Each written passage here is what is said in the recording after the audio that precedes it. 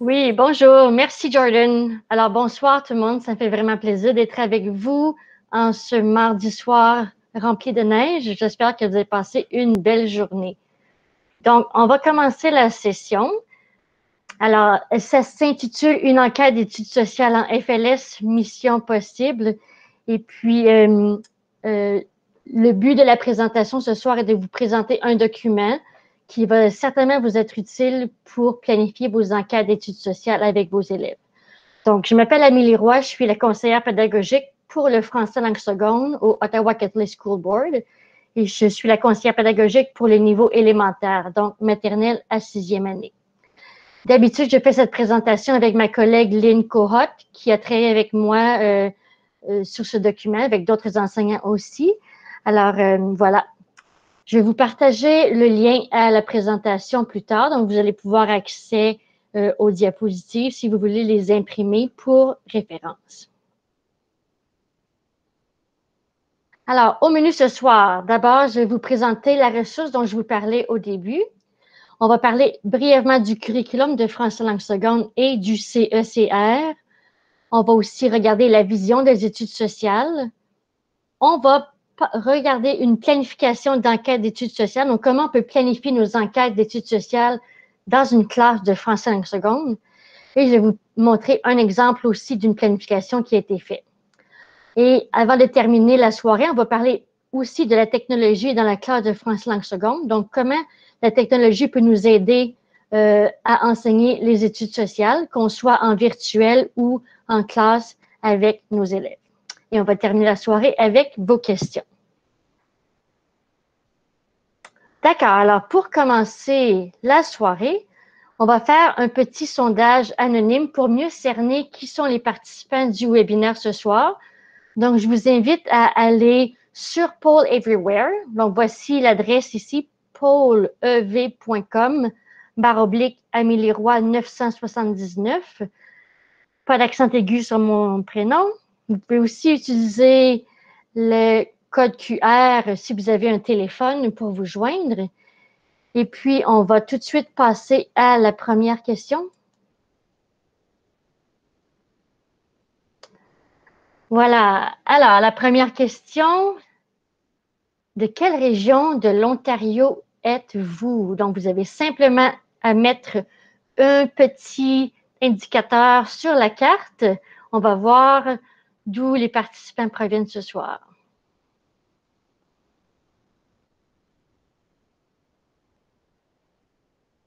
Je vais laisser quelques minutes parce qu'il y a peut-être des personnes qui ne sont pas encore connectées à Poll Everywhere.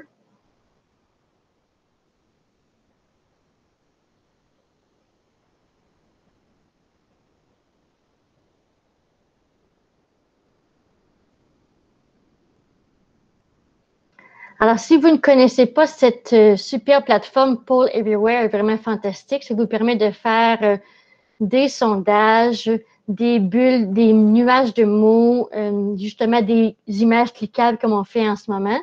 Et ça fonctionne très bien en virtuel ou en classe si vos élèves ont accès à des ordinateurs en classe aussi. Alors voilà, on a beaucoup de personnes de la région du centre de l'Ontario ce soir. Bienvenue.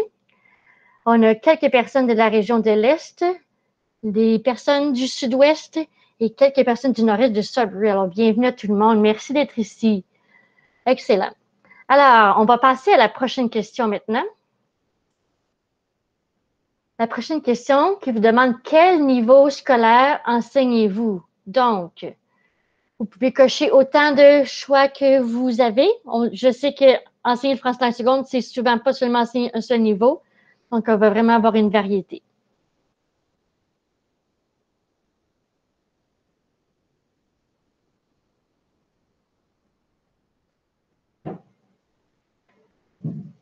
C'est assez varié, excellent. On a des gens du cycle moyen, quelques personnes du cycle primaire. Super, merci beaucoup. On passe maintenant à la troisième question. Depuis combien de temps enseignez-vous le français langue seconde? Alors, on a peut-être des nouveaux, c'est ma première année, des enseignants avec un peu plus d'expérience, 2 à 5 ans, 6 à 15 ans ou 16 ans et plus.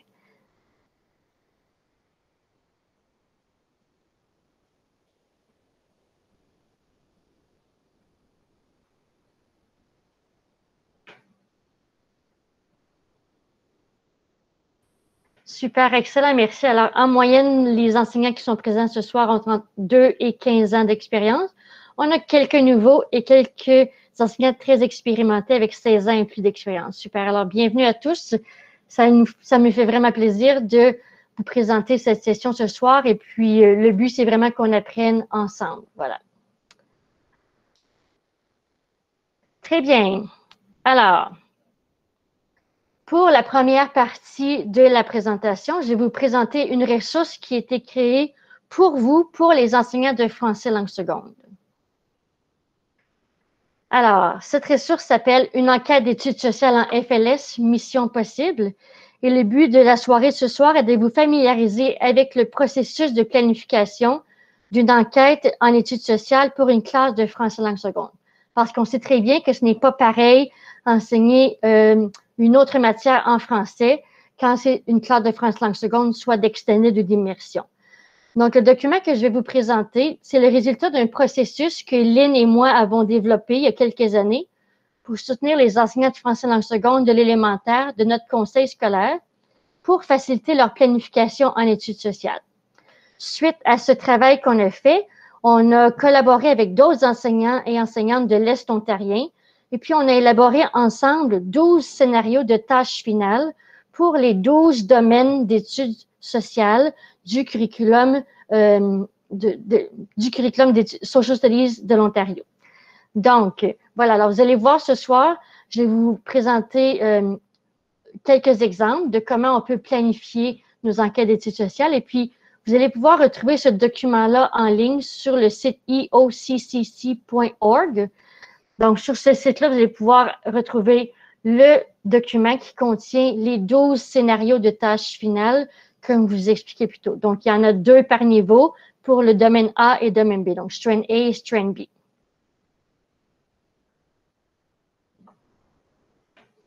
Alors, je vais simplement commencer en vous présentant le contexte du document. Ce qu'on a voulu faire, c'est qu'on a voulu intégrer 3 curriculums, donc 3 perspectives. En intégrant ces 3 perspectives, nous souhaitions que les élèves deviennent des citoyens engagés, responsables et respectueux afin qu'ils puissent vivre pleinement leur foi à travers les valeurs de l'Évangile. Donc, si vous n'enseignez pas dans un conseil catholique, ce n'est pas nécessaire de mettre l'emphase sur les valeurs de l'Évangile, mais vous pouvez plutôt faire un lien aux compétences du 21e siècle. Par exemple, le développement des traits de caractère et de la citoyenneté.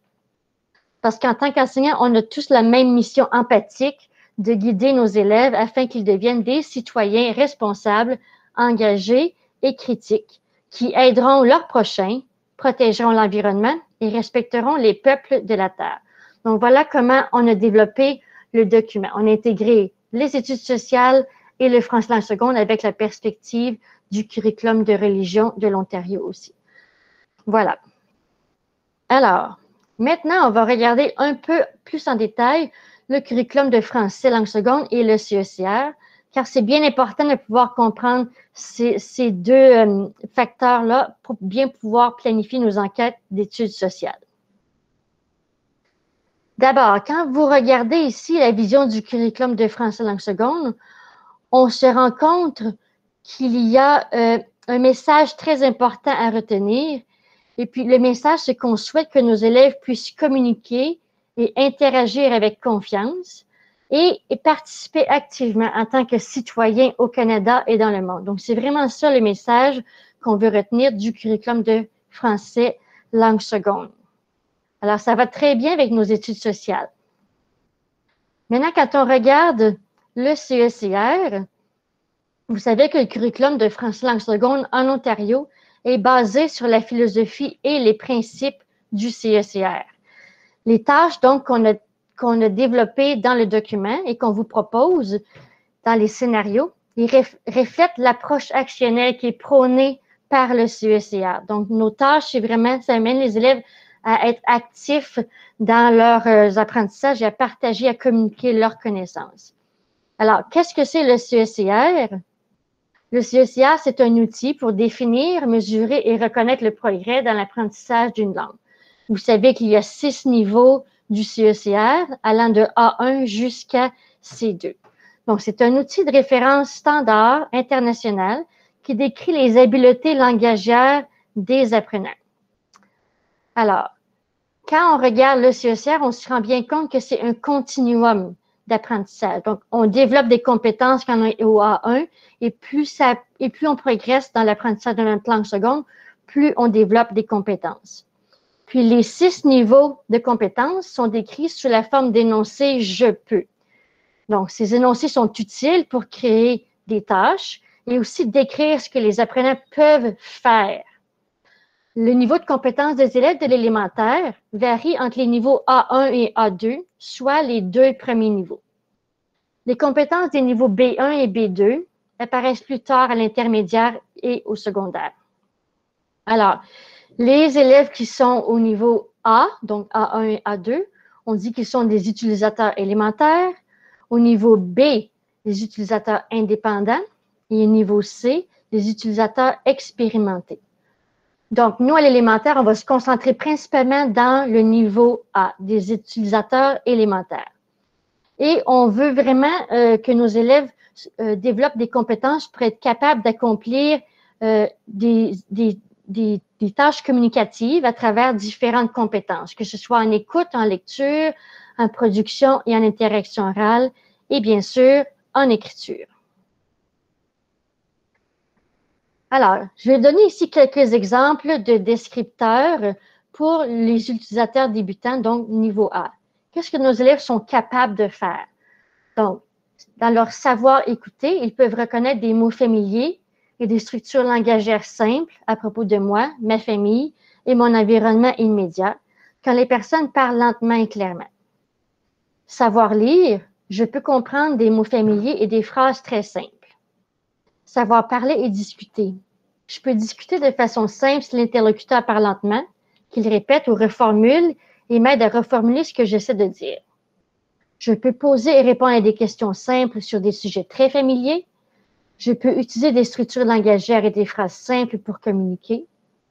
Et au niveau du savoir écrire, je peux écrire des messages courts et simples.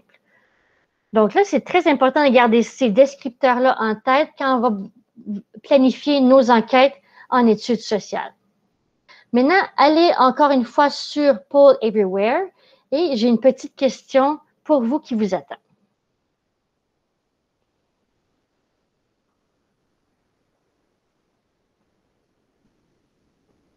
Alors, regardez les descripteurs et quels sont les mots qui retiennent votre attention.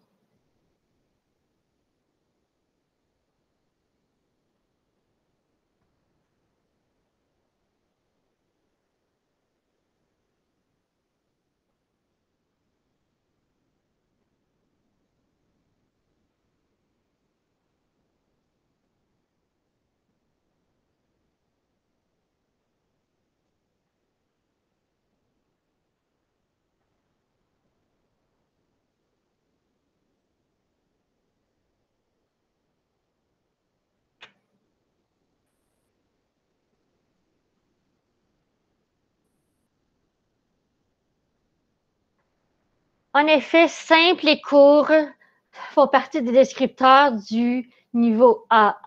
Alors, oui, en effet, familier, effectivement, avec de l'aide, oui, je peux. J'aime beaucoup le mot « je peux ». Ça veut dire que nos élèves sont capables de faire des choses en français, même s'ils sont des élèves débutants. Très bien. Merci du partage. Excellent. Alors, nos élèves sont des élèves débutants, mais ils sont quand même capables de communiquer des choses en français en autant que ce soit simple et que ce soit des mots familiers qu'ils connaissent. J'attire votre attention maintenant sur la page 16 du curriculum de français langue seconde.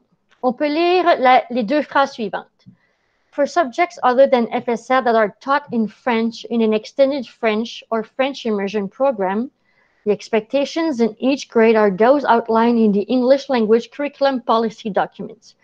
Donc, ça veut dire que quand on enseigne dans un conseil scolaire anglophone, on doit utiliser le curriculum anglais, les documents en anglais.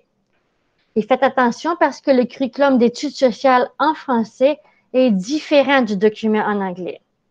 Il y a vraiment quelques attentes qui diffèrent, principalement parce que dans le curriculum français d'études sociales, il y a la perspective de l'identité franco-ontarienne qui n'est pas présente dans le document anglophone. Donc, utilisez vraiment les attentes du document en anglais. La deuxième phrase, je pense que c'est ma phrase préférée du curriculum de France langue seconde. Ça dit It is recognized that expectations in these subjects may need to be adapted to meet the needs of students who are studying the subjects in French instead of in English. Ce que ça veut dire, c'est que pour les autres sujets que le français langue seconde, les autres sujets qui sont enseignés en français, les attentes peuvent être adaptées en tenant compte des besoins de nos élèves. Donc, c'est écrit dans le curriculum, on peut adapter les attentes pour vraiment répondre aux besoins de nos élèves, que ce soit en études sociales, en sciences, si on enseigne les arts, l'éducation physique, la santé, d'autres matières, on peut adapter les attentes. Maintenant, on va regarder une petite vidéo qui a été produite par l'Ontario Elementary Social Studies Teachers Association. Si vous ne connaissez pas cette association, je vous encourage à aller visiter le site web parce que vous allez retrouver plusieurs références. Il y a même une section pour le français en seconde spécifiquement. Il y a aussi des petites capsules vidéo. Il y a un blog. Donc, ça peut être intéressant pour vous d'aller chercher d'autres informations. Donc, comme on le sait, nos élèves ont besoin de connaître des mots pour pouvoir communiquer leurs connaissances d'études sociales en français. Nos élèves, ce sont des apprenants débutants du niveau A. Et puis, on a vu qu'ils ont besoin d'avoir des mots familiers. Donc, comment faire pour que les mots d'études sociales deviennent des mots familiers? Bien, il faut bien sûr développer leur vocabulaire. Ici, je vais vous présenter la vidéo d'une enseignante qui nous demande comment elle a développé le français pour l'enquête.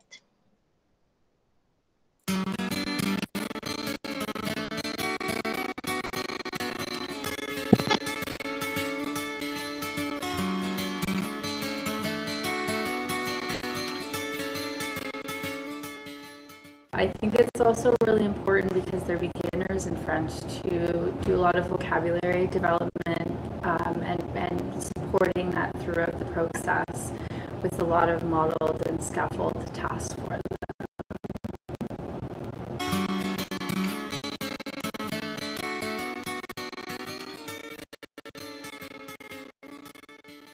Comment s'appelle notre image aujourd'hui?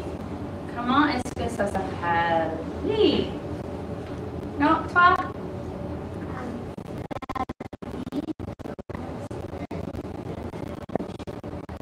Oui, la vie dans un village maya. Alors, j'ai choisi une image intéressante ici. Et maintenant, est-ce que vous pouvez discuter avec un partenaire pour 1 ou 2 minutes pour discuter ce que vous voyez dans cette image? D'accord? Qu'est-ce que tu vois? Qu'est-ce que ton partenaire voit? Garçon, les vêtements, les filles.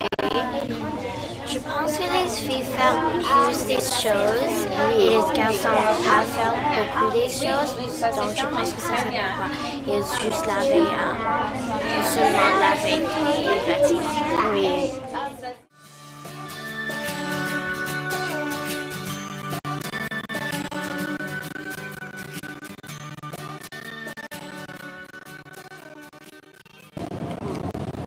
Les professeurs aidaient pour utiliser les phrases monoscolaires. Je ne sais pas comprendre les phrases. Plus tu préfères d'utiliser le dictionnaire quand on n'a pas pensé une question ou le mot dans un livre. Des fois, dans un livre, c'est un petit glossaire et ça, quand les teachers, Ça nous enseigne. ça nous enseigne tout le nouveau mot. D'accord.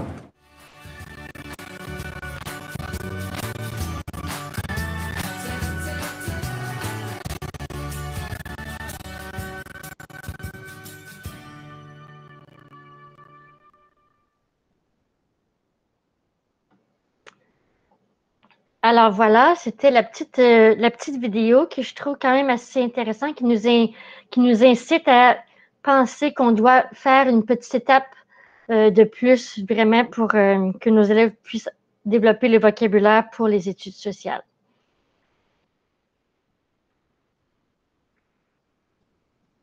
Alors maintenant, on va regarder maintenant la vision des études sociales dans notre curriculum de l'Ontario. Alors, regardez la vision suivante et trouvez les mots-clés dans les phrases qui suivent.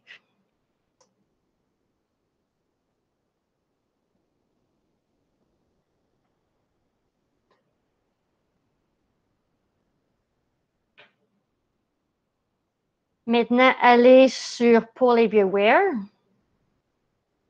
et allez inclure les mots-clés que vous avez trouvés.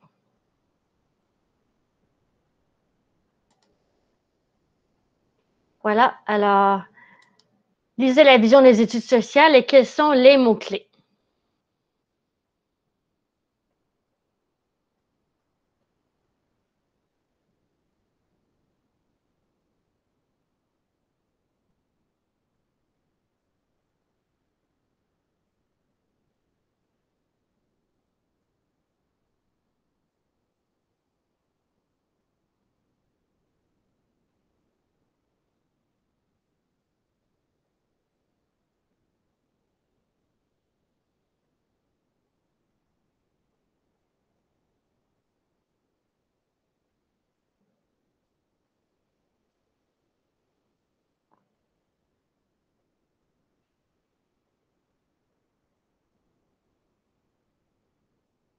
Excellent, oui, ce sont tous des mots-clés très importants qui sont dans le curriculum d'études sociales. On veut vraiment que nos élèves deviennent des citoyens engagés, responsables, actifs, qui soient capables de communiquer, de résoudre des problèmes. Excellent, c'est super, vraiment. C'est les mots exactement qui reviennent souvent qui reviennent dans la vision du curriculum d'études sociales. Très bien. Et puis, vous savez comme moi que le rôle de l'enseignant a changé beaucoup. L'enseignant agit en tant que guide accompagnateur auprès des élèves. Donc, nous ne sommes plus les détenteurs du savoir. On apprend avec nos élèves. On est là pour les guider dans leur apprentissage. Et puis, il y a une citation dans le curriculum d'études sociales qui dit « Social Studies instruction does not merely have students repeat information they have heard or read. Rather, it engages them in thinking about ideas, concepts, people, places, events, and yes, even facts. » Donc voilà, on va amener nos élèves à réfléchir pour qu'ils soient des citoyens responsables et engagés. Très bien, merci. On poursuit maintenant.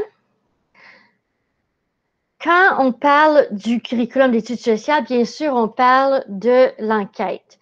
Alors, c'est l'apprentissage qui est prôné pour l'approche pédagogique et c'est ce qui encadre le curriculum d'études sociales en Ontario. Mais on se demande parfois comment il est possible de faire une enquête d'études sociales en français langue seconde. Donc, regardez l'image suivante. D'abord, une enquête doit partir d'une question. Sinon, ce n'est pas une enquête. Donc, est-ce qu'on a une question pour commencer?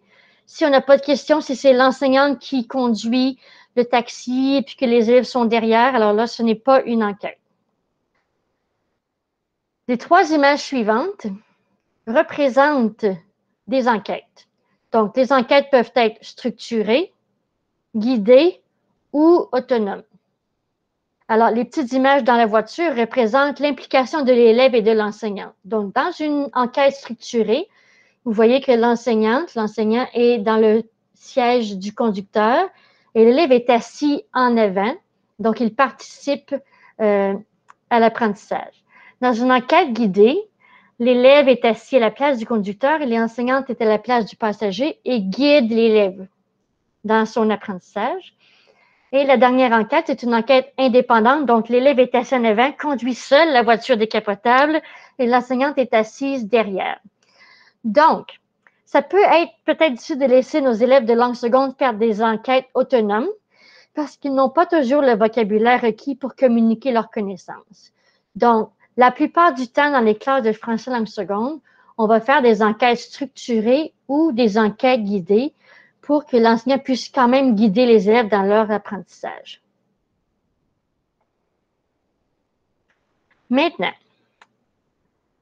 on arrive à la planification des enquêtes d'études sociales en français langue seconde. La grande question qu'on se pose, c'est comment peut-on simplifier notre planification des études sociales? C'est vraiment une question que plusieurs enseignants de français langue seconde se demandent. On souhaite que nos élèves comprennent les concepts d'études sociales, qu'ils apprennent dans leur langue seconde, ou parfois c'est une langue additionnelle parce qu'ils parlent une autre langue à la maison. Donc, ce que je vais faire dans les prochaines minutes, je vais vous expliquer comment vous pouvez simplifier votre planification des études sociales.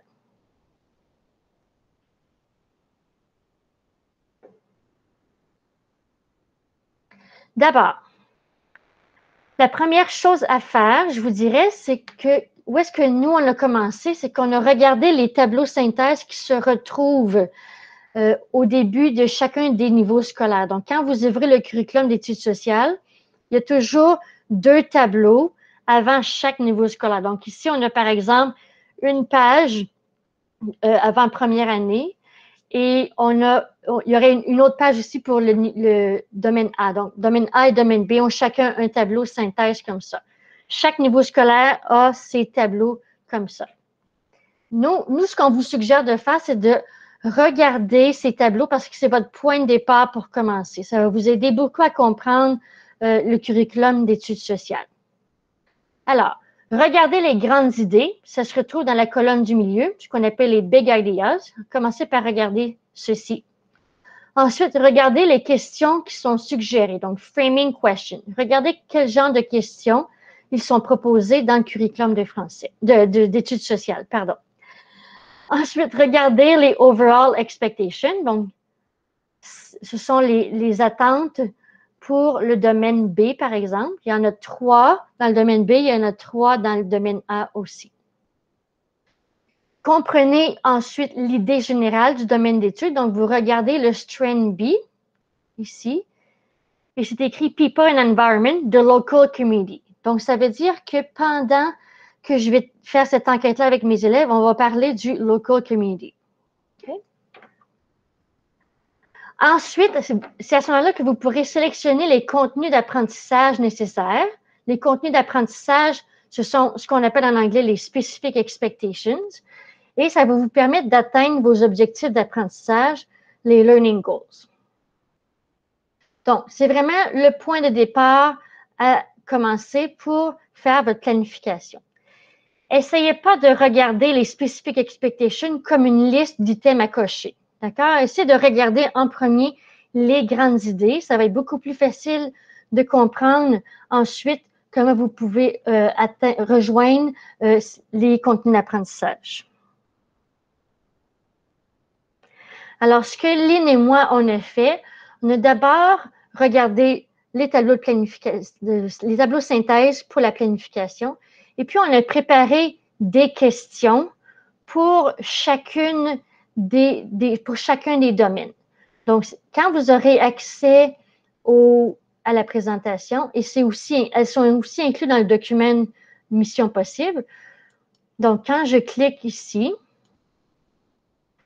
vous pouvez aller voir qu'on a mis des grandes questions pour vous inspirer. Alors, ces questions-là, on les a faites pour pouvoir vous aider à penser, à démarrer votre enquête avec vos élèves. Donc, pour chacun des niveaux scolaires et chacun des domaines, on a mis des questions de départ que vous pourriez utiliser. Donc, ces questions, ce sont ces questions-là que vous aimeriez être capable de travailler avec vos élèves pendant vos enquêtes. Donc, on a mis première année, deuxième année, troisième année, quatrième, cinquième et sixième dans le domaine Heritage and Identity. On a aussi créé des questions pour People and Environment, première, deuxième, troisième, quatrième, cinquième, sixième. Et on a aussi créé des questions pour les classes à années multiples, parce qu'on sait que c'est pas évident d'enseigner dans une classe à années multiples. Donc, on a fait des questions pour les années multiples aussi. Donc, par exemple, si vous enseignez une classe 1-2, vous pourriez utiliser cette question-là comme point de départ. Et puis ensuite, Les élèves de première année vont aller travailler quelque chose de plus spécifique dans le curriculum de première année. Et les élèves de deuxième année vont devenir des experts pour les buts d'apprentissage, les objectifs d'apprentissage du curriculum de deuxième année. Donc, d'accord. Alors, on part avec au moins un point de départ pour la classe. Et puis ensuite, on divise un petit peu le travail. Donc, alors, on a des questions pour 1, 2, 2, 3, 3, 4, 4, 5 et 5, 6. Même chose pour People and Environments. 1, 2, 2, 3, 3, 4, 4, 5 et 5, 6. Bien sûr, ces questions-là, elles sont là pour vous inspirer. Vous pouvez les modifier, les réorganiser. Elles sont juste là pour vous donner des idées de comment commencer. D'accord? Donc, nous, on s'est inspiré des questions qui étaient proposées dans le tableau synthèse que je vous ai présenté il y a quelques minutes. Donc, on commence avec nos questions. Et ensuite, on essaie de faire des liens avec le social et les études sociales. Okay? Donc, est-ce qu'on peut faire des liens entre le social et les études sociales? Oui, c'est possible. Donc, comme je l'ai mentionné plus tôt, à l'élémentaire, nos élèves sont des utilisateurs débutants. Alors, quand on planifie, on doit respecter le niveau de compétence A des élèves pour leur permettre d'atteindre les attentes des études sociales. Ici, vous aurez accès à des descripteurs des niveaux A1 et A2. Donc, ce qu'on a fait, Lynn et moi, on a pris les descripteurs qui existent pour le niveau A1 et A2 et on les a un peu résumés dans moins de pages. Donc, ici, vous pouvez voir qu'est-ce que nos élèves sont capables de faire en écoute, en interaction orale, en production orale, quel genre de stratégie on travaille avec eux à l'oral, qu'est-ce qu'ils sont capables de faire en lecture, qu'est-ce qu'ils sont capables de faire en écriture aussi. Même chose pour les élèves du niveau A2. Donc ça va vous permettre de garder en tête qu'est-ce que nos élèves sont capables de faire avant de planifier vos tâches d'études sociales. Ensuite, une fois qu'on a ça bien en tête, qu'est-ce que nos élèves sont capables de faire, on est capable de développer nos objectifs d'apprentissage, Learning Goals, et nos critères de réussite, Success Criteria.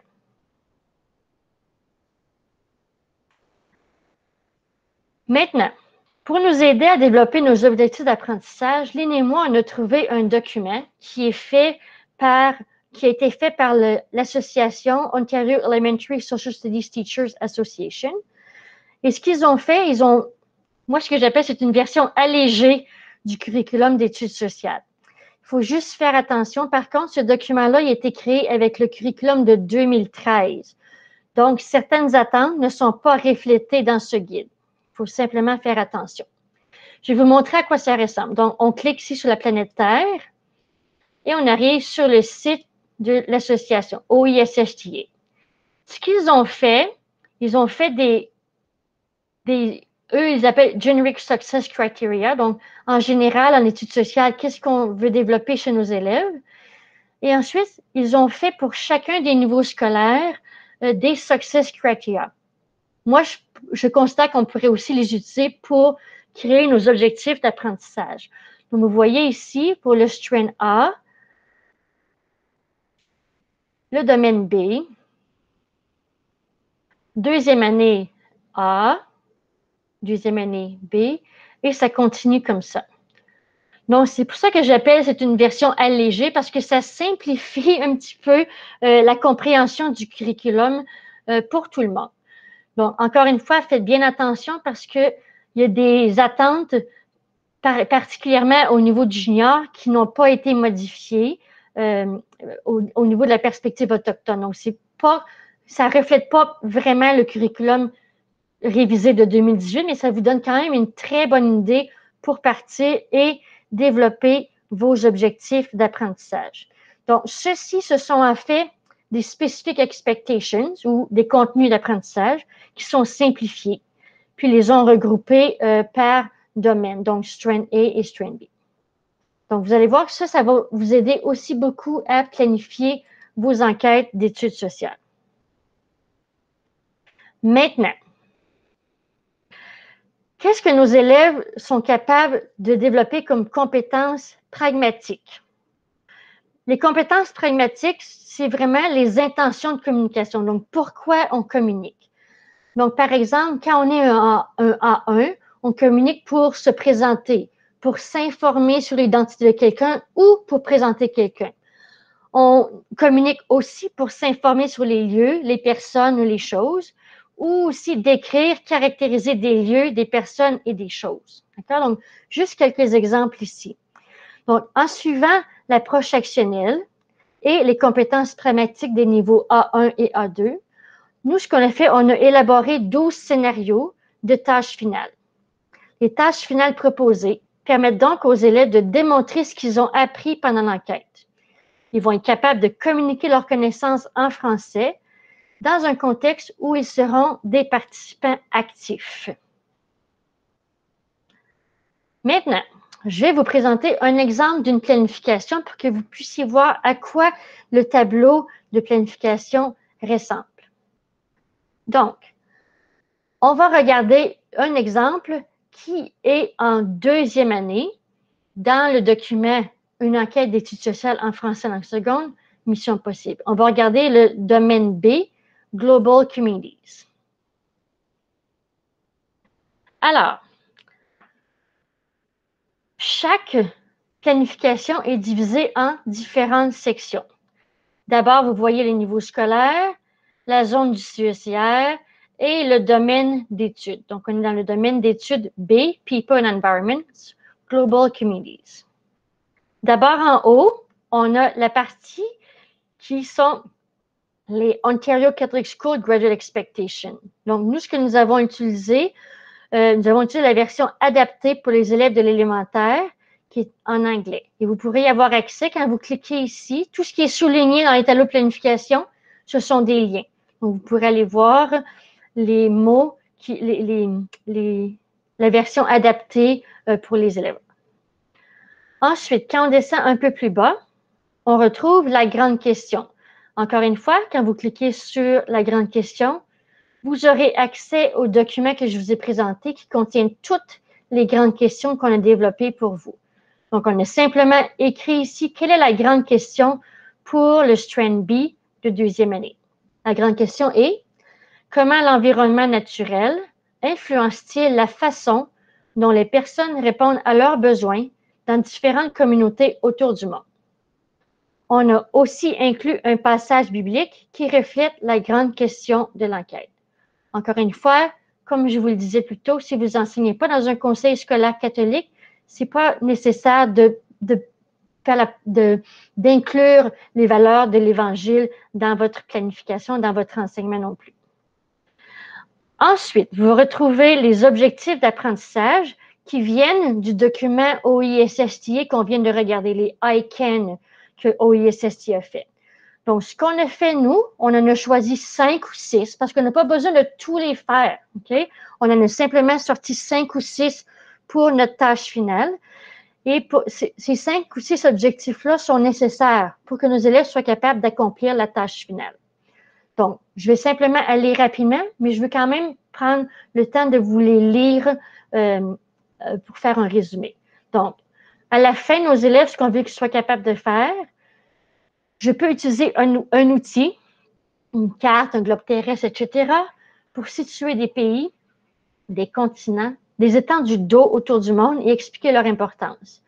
Je peux communiquer comment les caractéristiques physiques d'une communauté affectent le mode de vie des êtres humains dans certaines communautés du monde. Je peux décrire des similarités et des différences dans les façons qu'ont les êtres humains de s'adapter pour combler leurs besoins dans certaines communautés du monde. Je peux décrire comment les êtres humains utilisent l'environnement pour combler leurs besoins essentiels dans certaines communautés du monde.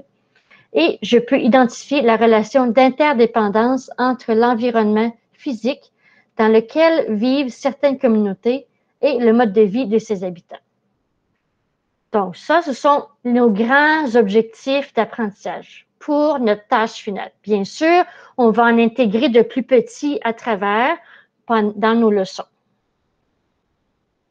Maintenant, on a fait une liste ici des contenus d'apprentissage, donc les Specific Expectations. Et au lieu de faire une liste complète, on les a simplement résumés avec des petits titres. Donc, par exemple, on va travailler les habiletés géographiques. Ce sont les attentes B3.1 à B3.4. On va travailler les caractéristiques du climat dans différentes régions de la Terre. On va parler des différents besoins essentiels des humains. On va faire les ressemblances, les différences entre des communautés du monde. Alors ça, c'est vraiment l'enquête. Notre enquête va vraiment toucher à cette partie-ci. Et enfin, les élèves vont appliquer leurs connaissances. Ensuite, la prochaine partie du tableau, on arrive à la tâche finale. Donc, la tâche finale qu'on vous propose ici, c'est en utilisant le processus d'enquête, je peux choisir une communauté autour du monde et créer un diorama représentant la maison dans l'environnement naturel de cette communauté. Ensuite, je peux décrire comment cet environnement influence le mode de vie des personnes qui y vivent. Et puis nous, ce qu'on vous suggère, c'est que les élèves partagent leur apprentissage dans un carrousel interactif, pendant lequel ils vont se questionner à tour de rôle pour partager et recevoir l'information sous forme de questions-réponses. Par exemple, quelle est la communauté? La communauté est Rio de Janeiro. Je vais vous montrer un petit peu plus tard à quoi peut ressembler le carrousel interactif. D'accord? Donc, en faisant cette tâche finale-là, de cette façon-là, les élèves vont être actifs dans leur apprentissage et ils vont aussi, c'est vraiment un exemple d'une tâche actionnelle. Au lieu de faire une présentation orale devant la classe, ils vont vraiment interagir avec les autres. Ensuite, un peu plus bas, vous voyez ici, on vous a proposé quelques idées pour intégrer la technologie. Donc, dans chacune des tâches finales, vous allez retrouver quelques suggestions pour intégrer la technologie. Bien sûr, chacune des tâches finales, c'est vraiment le but ultime où vous voulez arriver. Vous, votre travail, ce sera de planifier les tâches pour vous rendre à cette tâche finale-là en vous basant sur les objectifs d'apprentissage mentionnés plus haut. Donc, si on veut que nos élèves soient capables, par exemple, dans l'exemple ici, d'expliquer où se situe la communauté, bien, on va devoir travailler avec eux les habiletés cartographiques. D'accord? Donc, en ayant une idée où vous voulez amener vos élèves, donc dans ce cas-ci, qu'ils soient capables de présenter une maison et une communauté dans une autre, une maison et une communauté dans une autre communauté du monde, vous avez déjà en tête, OK, je vais me rendre là, donc qu'est-ce que je vais faire maintenant en chemin pour pouvoir les amener là? Donc, c'est ce qu'on appelle la planification à rebours. On pense à la fin déjà pour pouvoir planifier notre apprentissage et nos leçons. On a aussi inclus des compétences de communication langagière. Donc, on a inclus les compétences pragmatiques, ce que je vous parlais plus tôt, et les compétences linguistiques.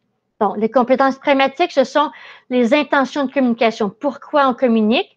Donc, ici, on veut s'informer sur les lieux, décrire et caractériser les lieux, s'informer sur les choses, décrire et caractériser des choses et demander des renseignements, des informations. C'est ça le but de la tâche finale ici. On a aussi mis les compétences linguistiques. On les a divisées en deux. Donc, les compétences lexicales, c'est-à-dire les mots à connaître. Et vous remarquez qu'on n'a pas mis une liste de tous les mots à connaître. On a plutôt fait des champs lexicaux parce que sinon, le document aurait pris 225 pages. Alors ici, le champ lexical de la Terre.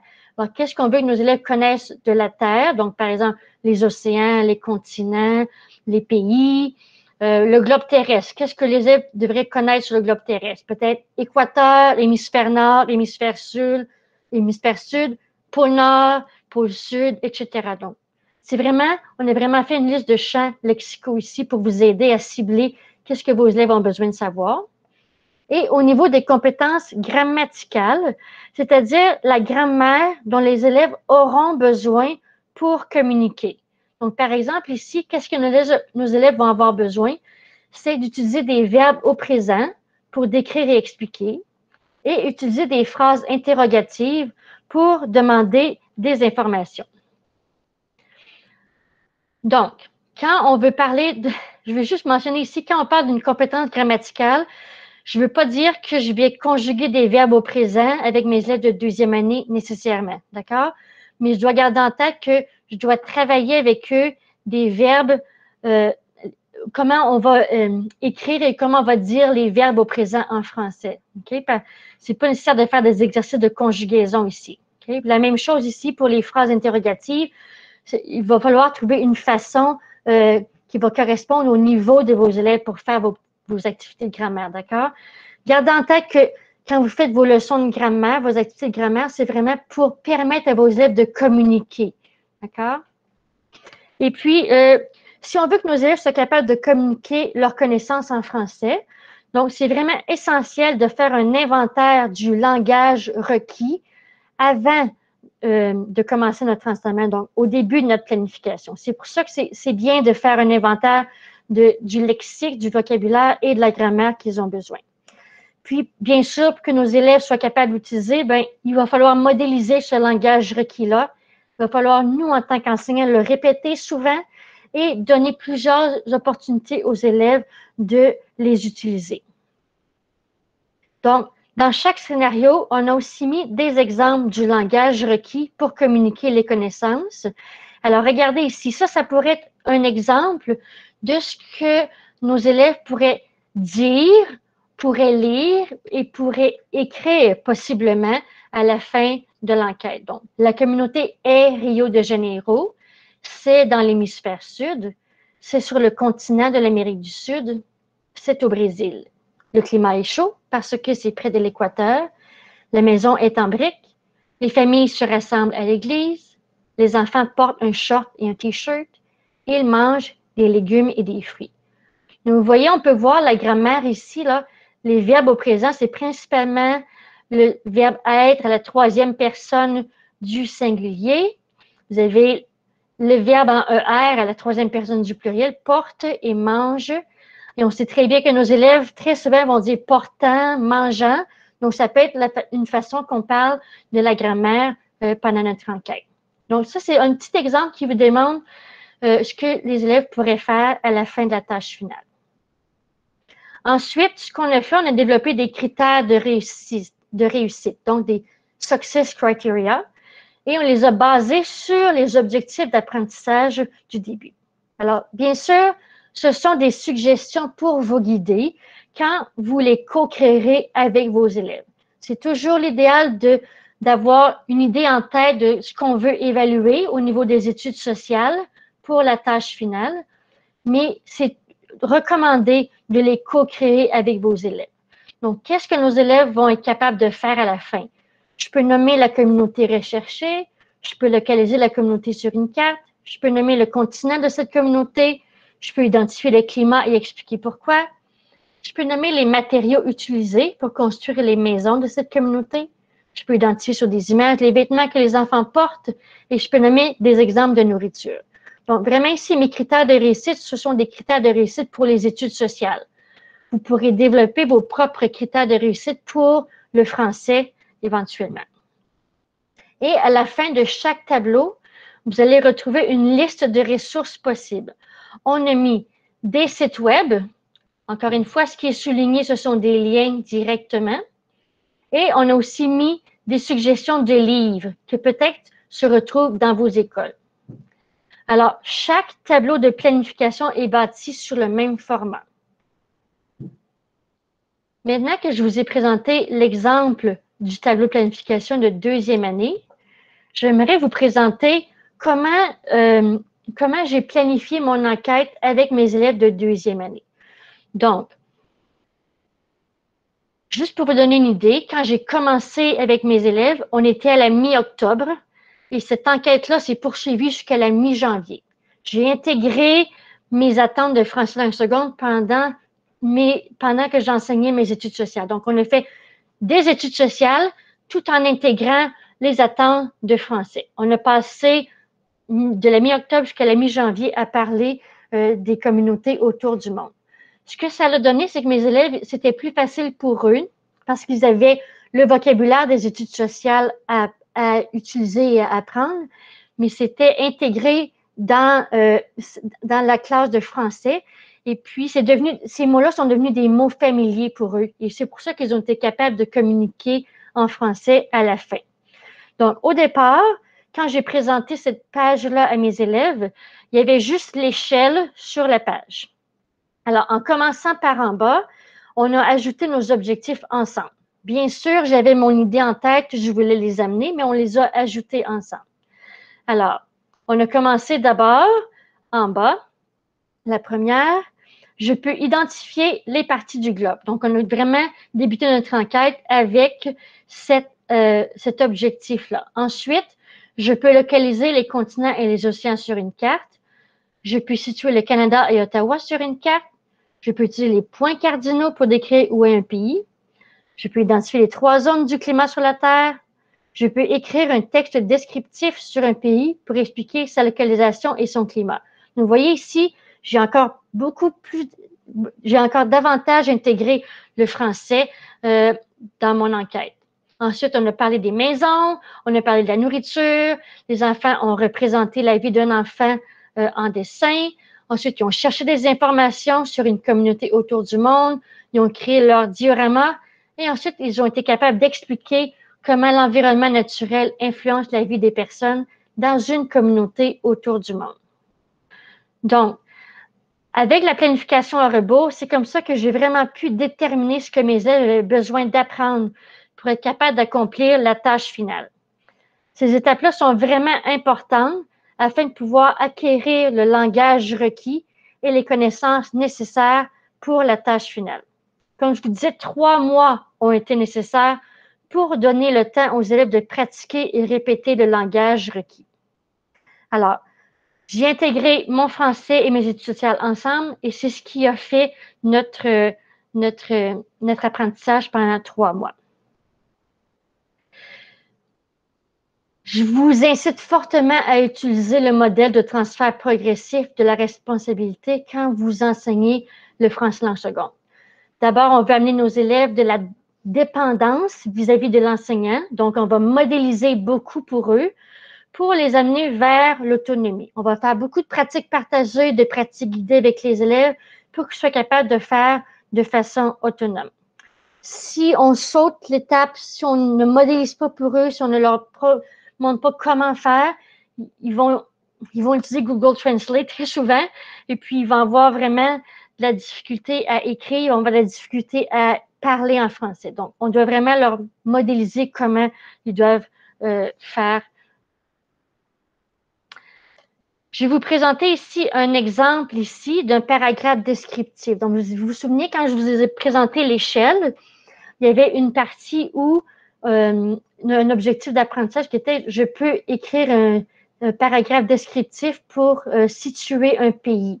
Donc, voici un exemple d'une élève qui a écrit un petit paragraphe sur le Chili. Donc, pour faire ça, j'ai suivi le modèle de transfert progressif de la responsabilité. J'ai d'abord créé un modèle, un texte écrit sur le Canada. J'ai montré un organisateur graphique que j'ai créé. J'aurais montré mon texte que j'ai fait sur le Canada à partir de mon organisateur graphique. Ensuite, avec les élèves, on a choisi un autre pays autour du monde. On a complété un organisateur graphique ensemble. Et puis, on a écrit un texte sur le pays qu'on avait choisi en groupe classe. Donc, on a, à partir de mon modèle sur le Canada, les élèves et moi, on a créé un autre texte ensemble sur un autre pays. On a aussi établi nos critères de réussite pour pouvoir faire un bon paragraphe. Par exemple, il y a une majuscule au début de la phrase. Ensuite, les élèves ont collaboré. Ils ont choisi un autre pays avec un partenaire. Je leur ai donné un grand papier charte et puis ils ont organisé leurs idées sur un organisateur graphique. Ils ont écrit leur texte sur un grand papier. Ensuite, on a exposé les textes de toute la classe autour de la salle et les élèves ont pu lire et observer les textes en circulant dans la classe. Ils ont réussi à donner de la rétroaction avec des petits post-it en utilisant les critères de réussite qu'on avait établis ensemble. Et ensuite, à la fin, les élèves ont choisi un pays de leur choix pour pouvoir écrire un texte de façon autonome. Ils avaient un organisateur graphique et les modèles étaient disponibles. Donc, ils avaient mon texte sur le Canada comme modèle, le texte qu'on avait co-créé ensemble et tous les textes collaboratifs qui étaient autour de la salle de classe. Les phrases, ils se sont inspirés de ce qu'on avait créé ensemble. Et voilà, cet élève-là était capable d'écrire le texte en utilisant les modèles. Je vous dirais que tous les élèves ont réussi à le faire. Et ça a pu être possible parce que j'ai utilisé le modèle de transfert progressif de la responsabilité. Maintenant, quelques semaines plus tard, on s'entend bien qu'il y a plusieurs semaines qui ont passé à travers tout ça, les élèves ont construit leur diorama. Alors ça, c'était une façon d'intégrer l'atelier Makerspace qu'on avait dans notre école et de voir la créativité de nos élèves. Ils ont apporté du matériel de la maison, mais la réalisation du diorama s'est faite à l'école. Et puis, quand je vous parlais du carrousel interactif, alors voici ce qu'on a fait. Pour présenter les dioramas, on a organisé un musée dans la salle de classe. Donc, les interactions entre les élèves, comme je vous disais plus tôt, ce sont des tâches actionnelles. Alors, pour partager nos apprentissages pendant le musée, les élèves ont vraiment interagi entre eux pour poser des questions et répondre aux questions, au lieu de faire des présentations orales. On a préparé nos questions et nos réponses ensemble sur le tableau. Alors, vous voyez, il y avait 6 questions qu'on a déterminées ensemble. Alors, ce qu'on a fait, c'est que les élèves avaient ces questions-là et ces réponses-là sur le tableau blanc interactif. Mes élèves qui avaient un peu plus de difficultés, j'ai imprimé cette page-là pour eux pour qu'ils l'aient à portée de main. Et puis, on a divisé la classe en 2. Donc, par exemple, j'avais 10-12 élèves pour la première journée qui étaient installés autour de la classe avec leur petit diorama, pendant que les 10-12 autres élèves circulaient pour poser des questions. Alors, je vais juste vous expliquer comment je fonctionnais. C'est que j'avais l'élève qui était l'hôte, par exemple, accueillait un élève qui était le visiteur. Et puis, l'élève visiteur devait poser au moins 3 questions à l'élève qui était dans le musée. Donc, c'est sûr que la première question était obligatoire pour qu'on puisse savoir de quoi on parle. Donc, l'élève posait la première question et il pouvait ensuite choisir 2 autres questions pour la poser à son ami. Et puis, j'avais un petit triangle que je sonnais après environ 45 à 1 minute. Et puis là, les élèves qui étaient les visiteurs changeaient, faisaient une rotation et allaient visiter un autre ami, poser encore 3 questions. Et ensuite, encore avec le petit triangle, change d'amis, poser 3 autres questions. Alors, j'ai des élèves qui ont réussi à poser les 6 questions à chaque fois parce qu'ils étaient très confiants. J'ai d'autres élèves qui en posaient seulement 3. Et des élèves qui posaient toujours les mêmes 3 questions, d'autres élèves qui variaient leurs questions. Ça dépendait des habiletés de mes élèves. Pendant ce temps-là, moi, je circulais dans la classe et je prenais des notes d'observation. Alors, vous pouvez vous rendre compte que de cette façon-là, les élèves ont pu vraiment se pratiquer. Et après avoir dit 10-12 fois, la communauté c'est Rio de Janeiro, la communauté c'est Rio de Janeiro, ils devenaient très confiants pour présenter leur petit diorama. Et puis, à la fin, ce qu'on a fait, le lendemain, la journée numéro 2, par exemple, on a inversé les rôles. Donc, les élèves qui étaient visiteurs devenaient les hôtes du musée et ils ont pu, à leur tour, présenter. Et puis, les élèves qui ont présenté la veille circulaient dans le petit musée pour pouvoir poser les questions. Et ensuite de ça, une autre journée, j'ai pris mes élèves un par un, puis j'ai fait des conférences pour pouvoir évaluer leurs connaissances en études sociales, mais aussi leurs compétences en français. Et puis, en faisant les conférences, ça m'a permis d'aller un petit peu plus loin. Par exemple, quand je posais la question « Comment est le climat? » Alors, les élèves me disaient « Le climat est chaud. » Et là, je pouvais dire « Ah oui, pourquoi? » Et là, j'étais capable de voir les compétences de mes élèves en français, parce que certains me disaient « Le climat est chaud, c'est l'équateur. » Le climat est chaud parce que c'est l'équateur. Et d'autres pouvaient me dire, le climat est chaud parce que c'est près de l'équateur. Donc ça m'a permis de pouvoir bien évaluer mes élèves. Pendant que mes élèves faisaient des activités dans un centre, je prenais les élèves un à la fois pour faire des conférences. Ça m'a pris plusieurs jours pour pouvoir faire les conférences. On en faisait peut-être 15-20 minutes à tous les jours. Alors ça a vraiment bien fonctionné. Les élèves étaient vraiment intéressés puis beaucoup plus engagés que d'écouter des présentations orales. Je vais aussi vous présenter une courte vidéo qui présente ici comment une enseignante de 6e année a fait son enquête avec ses élèves. Donc, pour voir un aperçu au niveau junior.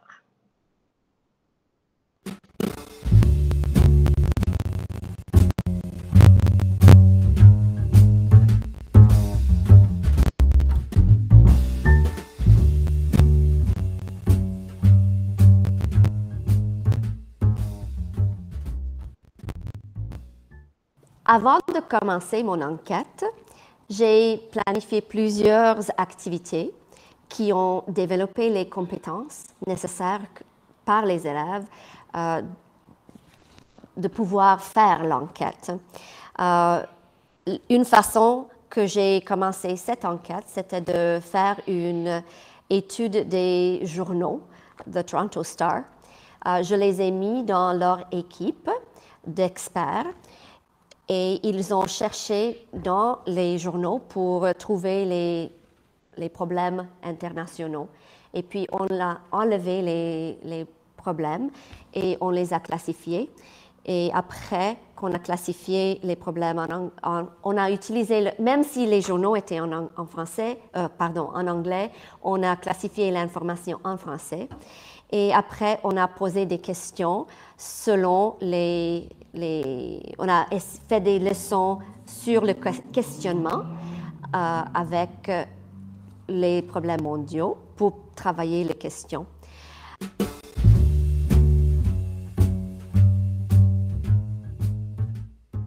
J'ai expliqué la grande question qui était comment est-ce que le Canada fait-il une différence dans le monde et quel rôle joue-t-il? Comment est-ce que le rôle du Canada est important? Ils ont travaillé dans les groupes d'experts pour lire les petits textes que j'ai eus dans les manuels et après ils ont fait des recherches sur les sites web. J'ai structuré l'enquête parce que j'ai donné à chaque groupe d'experts, je leur ai donné une organisation dans laquelle le Canada fait partie. Et on a examiné les problèmes dans le monde à travers la participation du Canada dans les organismes et ces organisations. Donc, chaque équipe d'experts avait étudié et est devenue expert sur un organisme international.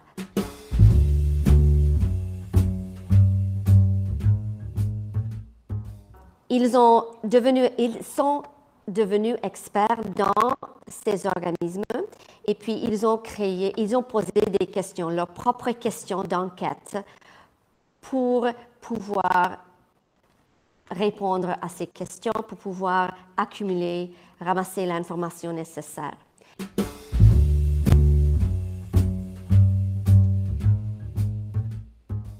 Quand on a commencé cette enquête, avant que les groupes d'experts ont commencé, je leur ai expliqué toutes les étapes de l'enquête. Alors, la première étape était le groupe d'experts. C'était leur tâche de devenir expert sur un organisme dans lequel le Canada a participé pour adresser des problèmes, un ou plusieurs problèmes mondiaux. La tâche des groupes d'experts était de créer une présentation de diapositives qu'ils allaient après présenter à des groupes, en anglais on dit the home groups dans le Jigsaw. C'était un groupe, donc chaque élève était expert et ils allaient présenter l'information sur la participation du Canada dans cet organisme à un autre groupe. Donc, ça, c'était la première étape. Après, la deuxième étape, c'est de chaque expert allait présenter son expertise sur l'organisme et tous les autres allaient écouter. Ça, c'était la deuxième étape. Puis, la troisième étape de l'enquête, c'était d'essayer d'analyser leur apprendre ce qu'ils ont appris, de discuter certaines questions pour pouvoir répondre à la grande question qui était quel est le rôle du Canada pour adresser les problèmes dans le monde? Comment est-ce que le rôle du Canada était important?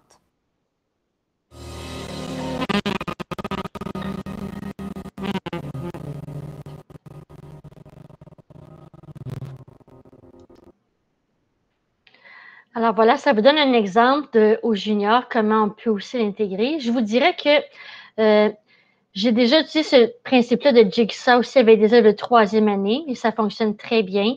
Et puis, j'ai une enseignante qui m'a dit qu'elle a utilisé le musée, l'idée du musée avec des élèves de 5e année. Donc, les idées que vous avez entendues ce soir peuvent très bien être utilisées avec des élèves de différents niveaux.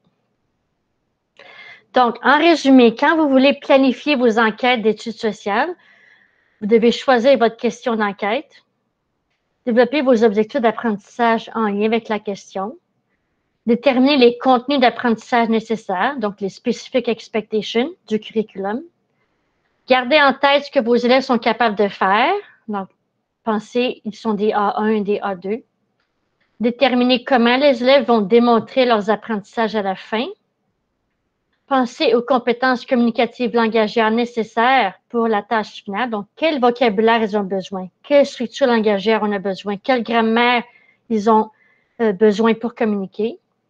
Déterminer les critères de réussite possibles pour la tâche finale et rechercher les ressources nécessaires à l'enquête.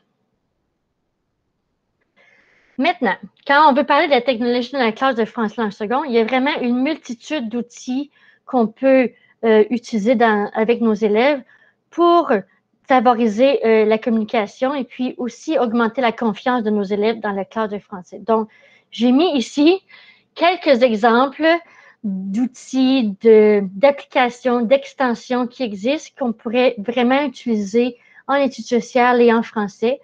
La plupart de ces suggestions se retrouvent dans nos suggestions de scénarios. Donc, vous voyez ici, par exemple, mes élèves ont fait des pics-collages pour être capables de présenter un pays. Donc, pic-collage, c'est un peu la même chose que Google Drawing. Donc, au lieu de faire une affiche en version papier, on pourrait le faire de façon numérique. Donc, c'est parfait pour la classe virtuelle et la classe en classe aussi, si vous avez accès à des ordinateurs à votre école. PictoChart, c'est un bel outil aussi. C'est un peu le même principe que Pic-Collage, mais ça permet de faire des tableaux. Donc, peut-être pour les élèves juniors, quelque chose à explorer. Google Street View avec des petites Google Cardboard. Donc, ça, c'est super pour pouvoir explorer différentes communautés avant de pouvoir faire un projet final. Ça, c'est super fantastique. Bien sûr, il y a bien d'autres applications de Google qui sont super pour les études sociales comme Google Earth, Google Maps, Google My Map. Faire des petites vidéos avec l'écran vert, donc l'application Do Ink, c'est fantastique. Beaucoup d'outils avec Tingling pour faire des petits des affiches avec des liens cliquables. Mindomo pour faire je cherche le mot comme je cherche le mot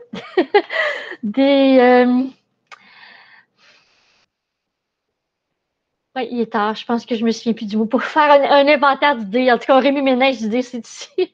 Powtoon pour faire des petites vidéos avec que les élèves pourraient faire des petites vidéos sous forme de bande dessinée un petit peu.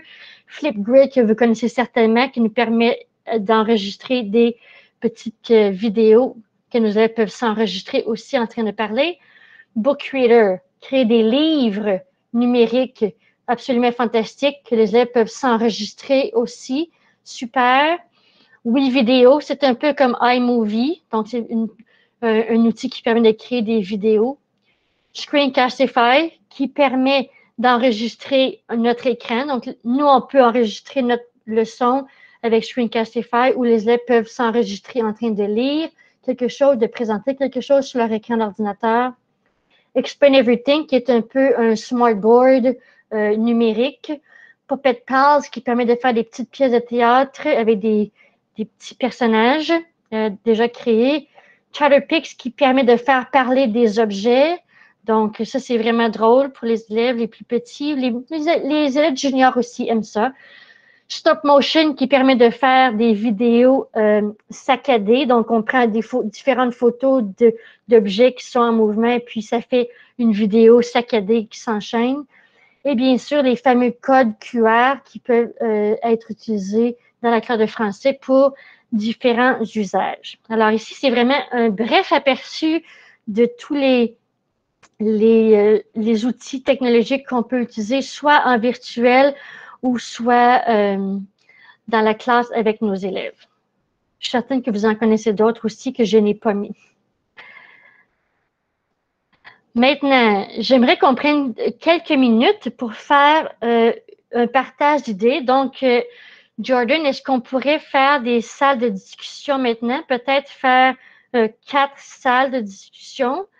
Et puis, ce que je vais faire, je vous demanderai de discuter avec les gens avec qui vous allez être, de discuter de ces 2 questions-là. Donc, peut-être vous présenter, dire quel niveau vous enseignez, ça va aider pour les discussions. Et puis ensuite, comment pourriez-vous transformer une tâche finale, peut-être que vous faites déjà, ou peut-être une idée que vous avez, alors une tâche finale d'études sociales en tâche actionnelle, comment la rendre pour que vos élèves soient actifs?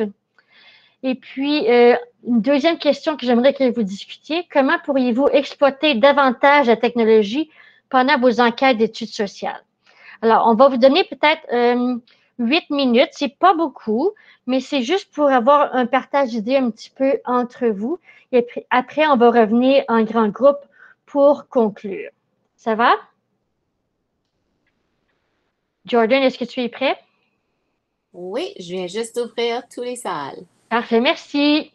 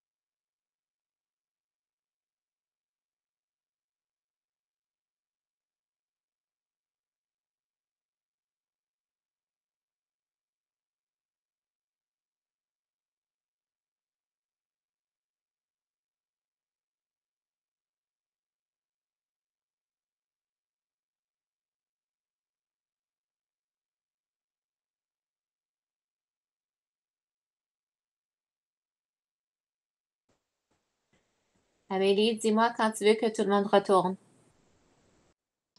Ben, je pense qu'on peut les faire revenir maintenant. OK. Merci.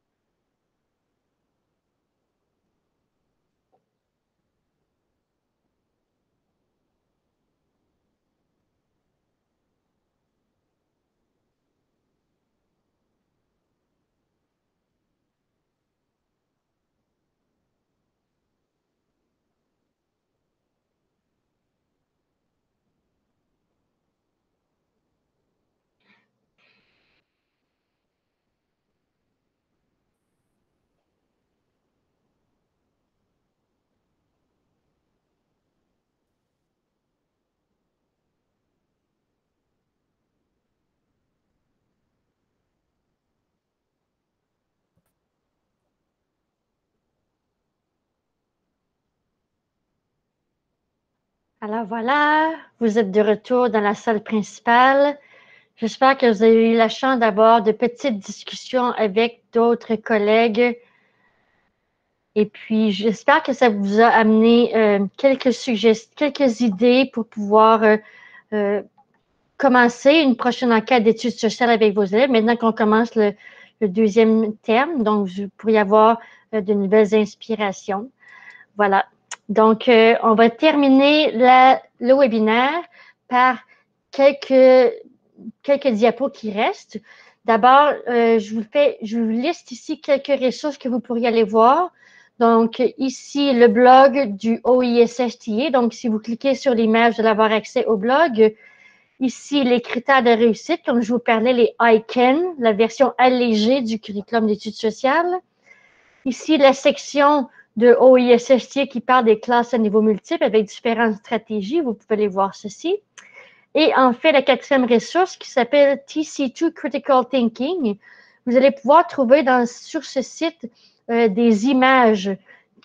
Souvent, on cherche des images pour créer des discussions avec nos élèves. Alors, sur cette plateforme, vous allez pouvoir trouver des images. Il y en a beaucoup pour les études sociales, entre autres. Alors voilà, vous avez maintenant beaucoup d'outils pour débuter votre mission. Je pense que vous êtes prêts à aller faire une enquête d'études sociales dans une classe de France langue seconde. Je vous souhaite vraiment bonne chance. C'est vraiment très intéressant de faire les études sociales avec des élèves, même si c'est en France langue seconde.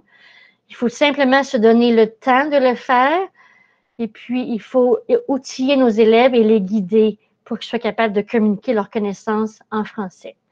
Sur ce, je vous laisse le lien à la présentation d'aujourd'hui. Donc, vous pouvez soit balayer le code QR qui se trouve à droite ou vous pouvez écrire la petite adresse ici, http://bit.do/majuscule OMLTA, trait d'union 16, trait d'union février, sans accent aigu. Et vous allez pouvoir avoir accès à ma présentation en format PDF. Donc, si vous voulez la partager avec vos collègues et en discuter, si vous êtes les bienvenus. Je vous remercie de l'attention que vous avez portée pendant le webinaire. Et puis, si vous avez des questions, je suis ici, je suis disponible pour répondre à vos questions. Voilà. Merci. Pouvez-vous mettre ce lien dans le chat? Oui, je vais le mettre absolument. Merci. Alors, merci à Émilie. Je vais juste mettre un lien dans le chat pour un feedback. Alors, si vous pouvez, s'il vous plaît, nous donner vos impressions du webinaire ce soir et de tous les webinaires que nous avons faits dans notre série. Ça va nous aider à présenter les prochaines sessions de perfectionnement professionnel. I'm also going to put in the chat a link to the call for presenters for the OMLTA Spring Conference. If you or anyone you know would be a good presenter, please have them fill out this link and submit to present at the upcoming Spring Conference this April. Alors, merci à tous pour être venue ce soir. Thank you, Amélie. It was a great presentation and the last in our Bricks and Mortar series. I'm going to stop the recording now.